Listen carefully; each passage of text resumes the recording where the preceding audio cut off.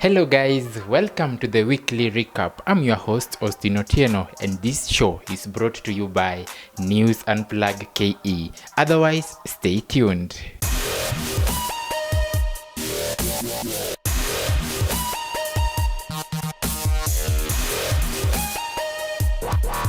So guys, it has been a month of love na month of love imeisha, hiyo tumeweka kando na sasa we welcome the month of March. I don't know this month is going to be. Sijui itakupea theme gani. Hii ilikuwa tu ya mapenzi na watu wamepata heartbreak. But by the way, what's so painful kushinda heartbreak? But anyway, ushaikanyagwa na ng'ombe. But hiyo kitu inaumiza. Anyway guys, as we begin this month with this first week of March, so many things zime happen apart from the last week yenyewe Rico Mondi alikuwa ameshikwa nini Matiangi. So this week acha niwaambie, by the way, like everyone, anything you do on social media, you have a certain family hapo. Nasikia watu wengi wanalaumu wanaume. Si hata kuwalaumu, like kwa kejeli wanaume, mbona uko TikTok, mbona unafanya nini, TikTok ni ya wamama. No, there is a certain audience, kuna a certain celebrity base tu hapo hivyo. So this reminds me of a story so sad manze. Baba Mona mwenye amejulikana kama Kevin Oselu. Okay, this man is a content creator. Kuna venye na mix hizi content zake na humor hapo TikTok. So it happened that he was traveling from Nairobi na alikuwa na sisters zake wawili and a daughter manze, mwenye huwa anafanya nayo TikTok by the way. So oh god, this story is so sad. They got involved in a road accident. They were traveling from Nairobi to Kisumu.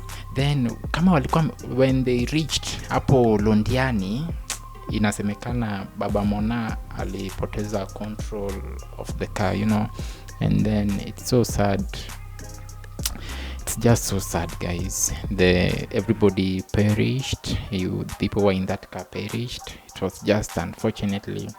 So we would like to pass a message of condolences to the family, even messages from the fans. Actually, they said everything. They've passed messages of condolences and we are in this together. We pray to God to give the family strength to go through this difficult time. Let me take you to another story. Sasa, in Kenya, we have this mall, the China Square, located at around Kenyatta University, Unicity Mall. So this mall, by the way, inapea wa Kenya pressure sana, especially me manze. Naona tu watu like hakuna siku yenye sijaona status ya China Square. So niko zile za what is happening in this mall, but bado sijapata time niende huko. But when I was about to go, nasikia inafungwa surely. So when I was following up, napata the CS for business and trade and all that, Moses Kuria, as a kind of kuna venye, there are so many things, the issues na government, mara the goods and all that. So the goods that are there, wenye wameenda huko, nasikia vitu ziko, unajua vitu ni legit tu, bei iko tu hapo, it's something that you can easily afford. That is what is going on there. And then there is a lot, almost like anything you want, you can easily get on China Square, in China Square. So sasa mimi I wanted to go there, but then ikafungwa. So there are things what was emerging ni there is something, the counterfeit goods and all that, it is linked with that. But then they've done a research, they took the better part of the day, walijifunga huko ndani, the authorities from the counterfeit officers, they took the better part of their days to make sure wamekagua kila kitu, kama hii ni fake, kama hii ni everything. So the people of China Square, I think what are resumed, people actually, their stores are open, people are now doing the shopping.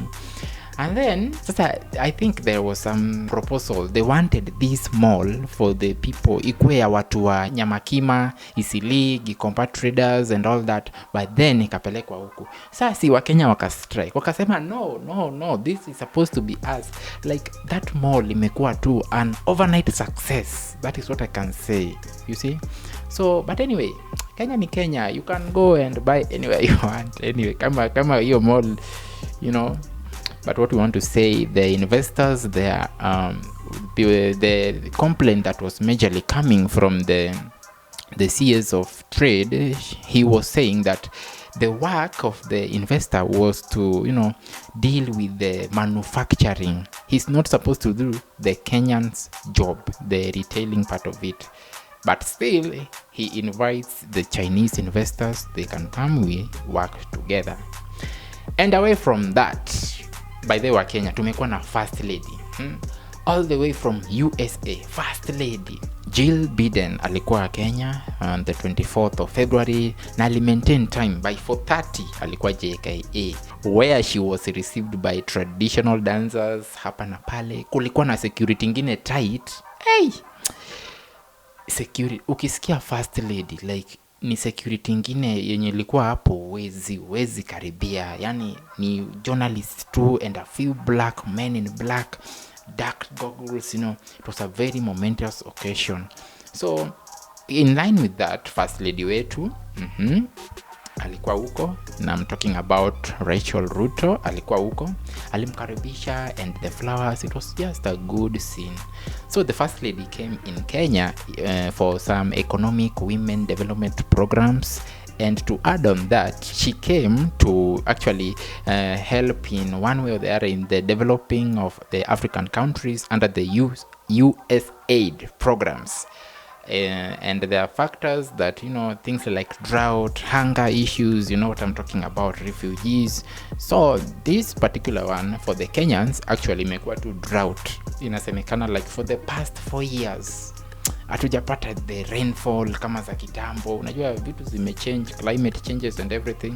The first lady, in line with this, aliwacha 126 million US dollars. Wadau, hii pesa ukiconvert to Kenya shillings inakuwa 16 billion. 16 billion. Hii ndio pesa aliwacha. By the way, alikuwa akienda sasa. She was on a 3-day tour. So wakaenda to various parts of the country that were affected by the drought hapa na pale, and so we are still waiting to see how this money is going to be spent kusaidiana, maybe kama ni food reliefs, maybe not shelter, food reliefs, drought. I don't know how the government is going to spend it, but let's just hope this time around at least watu watasaidika manze. Like around 1.2 million Kenyans wana suffer all the consequences of drought, you see. So in line with this, just this same week, Supreme Court imetushtua bana. Yani tumeshtuka sana. The LGBTQ. If you know that in full, you know what I'm talking about. I'm talking about the lesbians, LGBTQ ni lesbians, gays, bisexual, transgender, queer, all that community. This week, yacha nipate nguvu. This week, guess what happened? The highest court on land, the Supreme Court, the apex of the court, made a ruling in favor of them, of this community. The Supreme Court ruling stated, even though gayism and lesbianism and all that is not allowed, in bracket, in Kenya, we would like to give them a freedom of association. They can be able to create NGOs, offices, and after this, there were so many reactions from Kenyans. I thought like, me kitu nimeona, by the way, it's out there. We can't pretend. This thing is out there. People are out there, by the way. But ni tu venye that wanasema that in the closets. So I thought kutakuwa na hiyo that majority voice. Yes, finally, But to the contrary, it is not as what I expected. Like everybody ni kama wamekondemi kitu kabisa kabisa, from the church to the president himself. Prezo alikataa kabisa. Deputy wetu, the man of God, a God fearing man, alikataa hiyo pia. The people of Kenya alikataa. So I don't know what's your take. President Ruto said that this is beyond our culture, it has never been there, let's stick to our culture. Unaona, we will not go that road, hiyo hatuwezi enda. And then pia the deputy president Gachagua akasema hizo ni mambo za kishetani, it is so demonic, like you cannot marry a fellow man, why you do marry another man, you know, and leaving the beautiful women, you know, it does not make sense. That is what the deputy, in short, was saying, the deputy president. And this, by the way, has also united the opposition leader for the first time. When they agree on one thing, Raila, Ruto, Gachagua, everybody kind of is condemning this. Like, I never thought ingekuwa hivi. I don't know what's your take, by the way. Should we allow LGBTQ to be legalized? They have their freedom of association, they have their offices and all that. What do you think? Drop us this in your comment as we take a short break. Otherwise, stay tuned.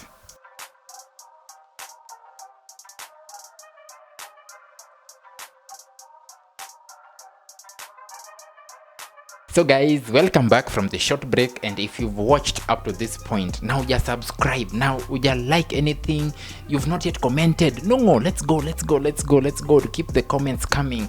Now let me take you abroad, not abroad, but let me take you outside Kenya. Twende hapa West Africa, Nigeria. Juzi too, like it was around 24th of Feb recently. So watu wakajitokeza and they voted just like Kenya recently too, like, you know, so it was like Kenya versus Nigeria. Hey, now of course, so unye alienda huko, you are good, our former president Uhuru Muigai Kenyatta went there to, you know, wanaitwaje, election observers. So wakaona venye vitu vinaenda, kuna venye kuna everything. Kenya tulikuwa na nini, verification, tunatik, all that. So Uhuru went to see the observation and everything. So now, after the long awaited results, the president is the president is Tinubu. This man he got like 8.8 million votes. Unasikia? That is like 36% of the votes that were casted. And then this man, by the way, amejulikana huko, like he's the godfather of politics tangu kitambo. Alikuwa the governor of Lagos all the way from 1999 to 2007 when he stepped down. And then of course the opposition, manze, lazima wajitokeze bana. Hii kitu, by the way, it's like tunasema kwa Kenya, watu walikuwa nasema like hii kitu ufai kubembeleza, hii kitu unafaa uchukue, unaona, that is the thing. So opposition wakaenda hapo wakarinini, the oppositions like the likes of Peter Obi and Abubakar wakaenda huko hivyo, waka-complain, they've called a press conference, wakasema the elections were, you know, rigged and everything. Venye tu ilifanyika Kenya tu, like it was Kenya versus Nigeria. That was the trending hashtag of the week, and if you could have followed everything that was trending there, manze, a lot is just like politics.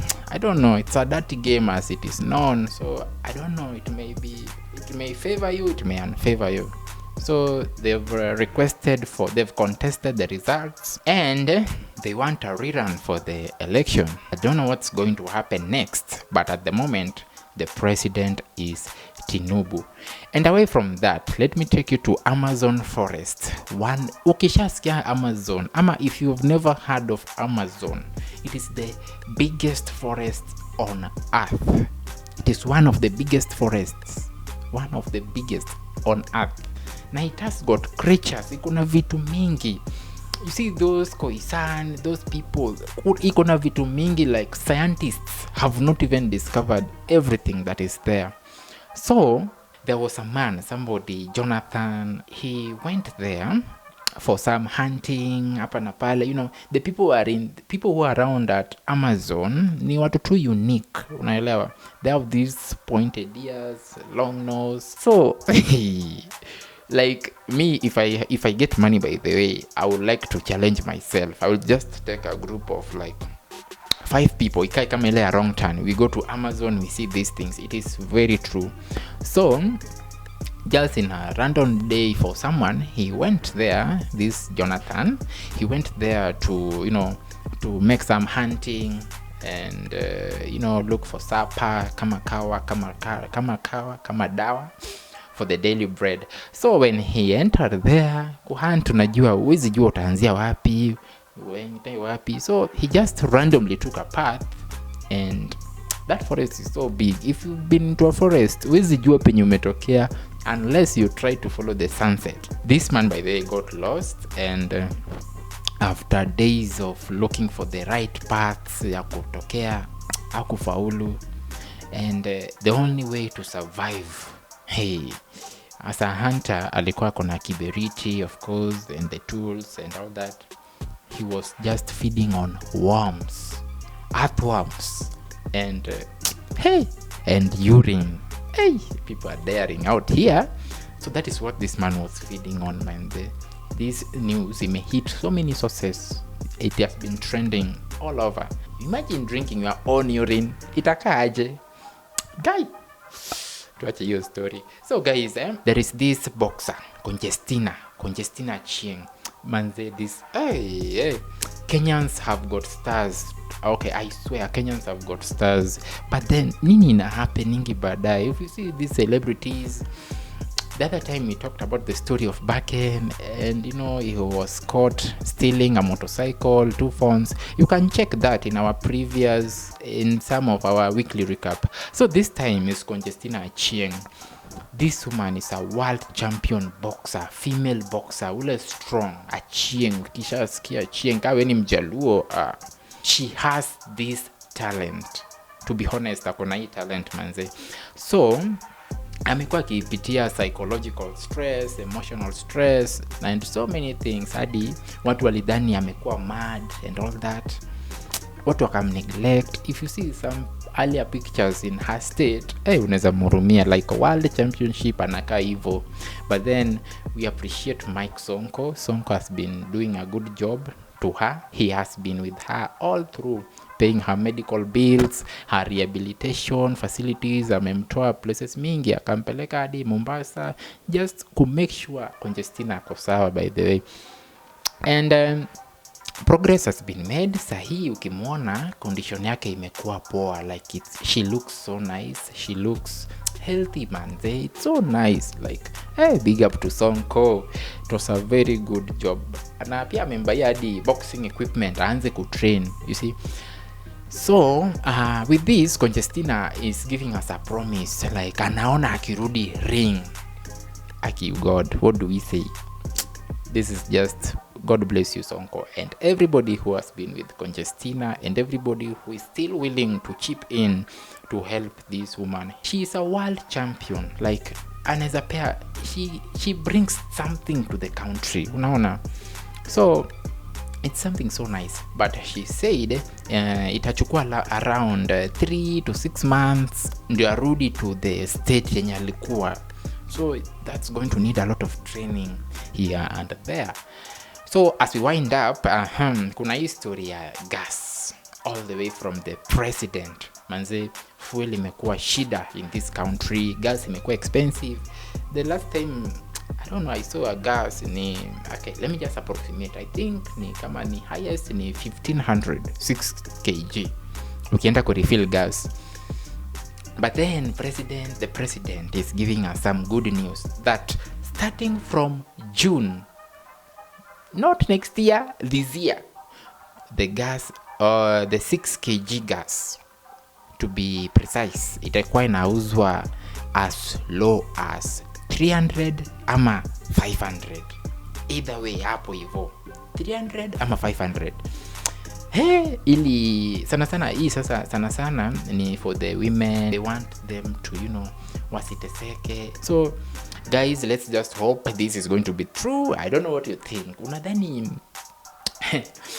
Unadhani hii kitu itakuwa ukweli ama ni tu zile za serikali? Hebu tuone. June si mbali, by the way. Tuko March leo. This is March. I don't know what you think. Drop your comments if you think hii inaweza fanya ama it won't work, or just your suggestion on this, on what the president said. If you want to get these stories in details, you can visit our website at www.newsunplug.co.ke, and also be sure to follow us on all our social media platforms at NewsunplugKE. I've been yours once again, Austin Otieno. Be blessed. See you next time, same place, same time. Bye.